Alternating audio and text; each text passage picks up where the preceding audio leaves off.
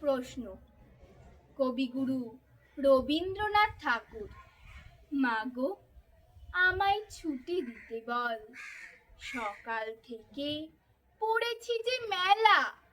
এখন আমি তোমার ঘরে বসে করব শুধু পড়া পড়া খেলা।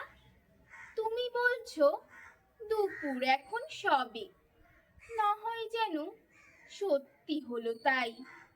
একদিনও কি দুপুর বেলা হলে বিকেল হলো মনে করতে নাই?